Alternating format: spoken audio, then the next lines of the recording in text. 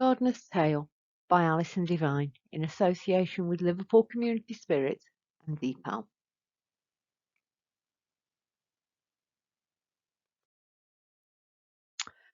Dad knows best. Growing up, I always ate plenty of fresh vegetables direct from my dad's garden. I remember how much time and effort went into the regimented rows of keeping it weed free. So, when we moved into our current home in 2005 to find shoulder high stinging nettles and lots of weed ridden grass, Dad was convinced I would plant a vegetable garden. I, on the other hand, had different ideas. I went for a much more informal style, with ornamental shrubs and flowers rather than labour-intensive vegetables. I loved it at first. It was green and calming, but the one thing I hadn't considered was that as the plants matured, the garden became like a jungle, increasingly difficult to maintain, and I no longer enjoyed being in the space. Something had to change.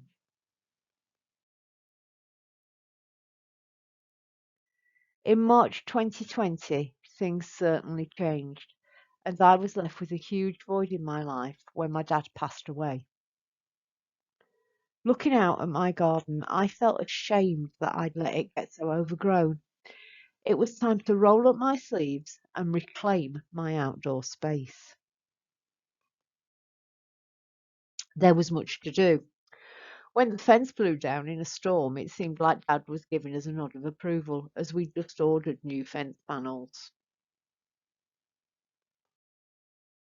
It was challenging, and I loved every minute of it, from conquering my fear of heights to pruning an overgrown tree to learning to lay paving for the base of the shed. Each small task completed felt like a huge triumph. I didn't do it alone. My husband worked really hard, replacing fence panels and building wooden planters. It became a feature of lockdown, giving daily updates to our neighbours, and it brought us all closer. Several objects from the old garden had been renovated or repurposed for the new one. My tiled potting bench made from an old chest of drawers, a lick of paint restored an old rusted bird bath, an old mosaic top from a broken patio table, the old rose arch, and solar-powered lights that no longer work became decorative features around the garden. We were so excited the day we were able to harvest enough from the garden to create a salad for tea. Even if it was quite possibly the most misshapen cucumber we had ever seen, it still tasted good. Raised beds and pots are now planted, and early cropping vegetables are protected with fleece.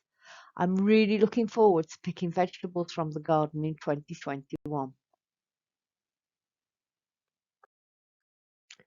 Having learnt several new skills during the garden rebuild, there is one last one to learn, and that is the art of glazing, to complete my greenhouse to replace the plastic one on the patio. True to form, I already have plans on how to repurpose the old plastic grow house.